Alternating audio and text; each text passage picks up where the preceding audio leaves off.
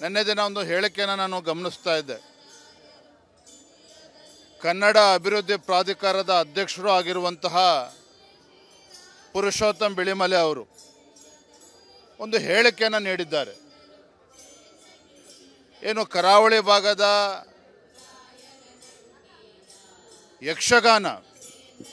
ಯಕ್ಷಗಾನ ಕಲಾವಿದರು ಸಲಿಂಗಕಾಮಿಗಳು ಅನ್ನುವ ಉದ್ದಟತನದ ಒಂದು ಹೇಳಿಕೆಯನ್ನು ಪ್ರಾಧಿಕಾರದ ಅಧ್ಯಕ್ಷರು ನೀಡಿದ್ದಾರೆ.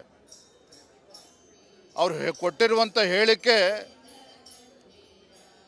ಯಕ್ಷಗಾನ ಕಲಾವಿದರಿಗೆ ಮಾಡಿರುವಂಥ ಅಪಮಾನ ಅಷ್ಟೇ ಅಲ್ಲ, ಕರಾವಳಿ ಭಾಗಕ್ಕೆ ಮಾಡಿರ್ತಕ್ಕಂಥ ಅಪಮಾನ ಅಷ್ಟೇ ಅಲ್ಲ, ಇಡೀ ಹಿಂದೂ ಸಮಾಜಕ್ಕೆ ಮಾಡಿರ್ತಕ್ಕಂಥ ಅವಮಾನ.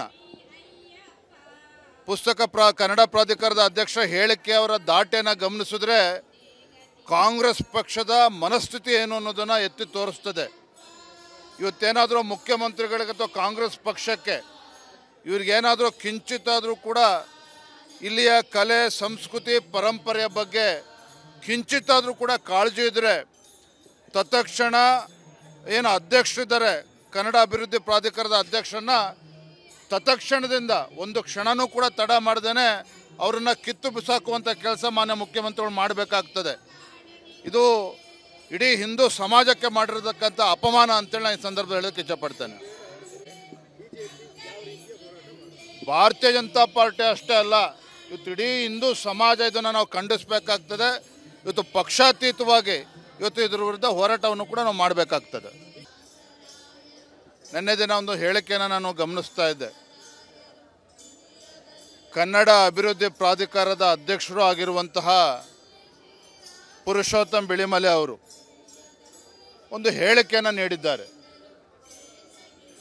ಏನು ಕರಾವಳಿ ಭಾಗದ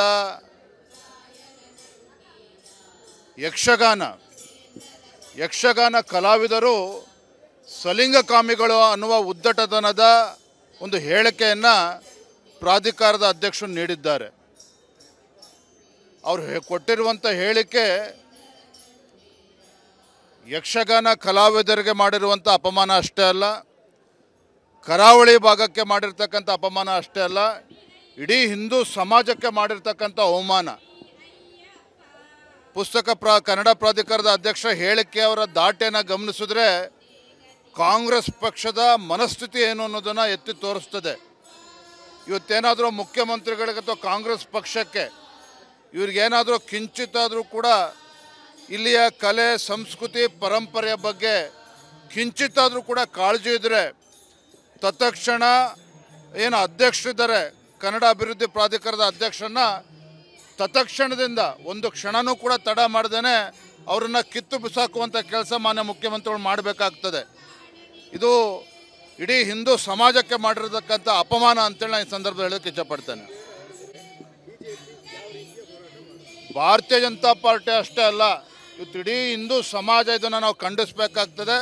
ಇವತ್ತು ಪಕ್ಷಾತೀತವಾಗಿ ಇವತ್ತು ಇದ್ರ ವಿರುದ್ಧ ಹೋರಾಟವನ್ನು ಕೂಡ ನಾವು ಮಾಡಬೇಕಾಗ್ತದೆ.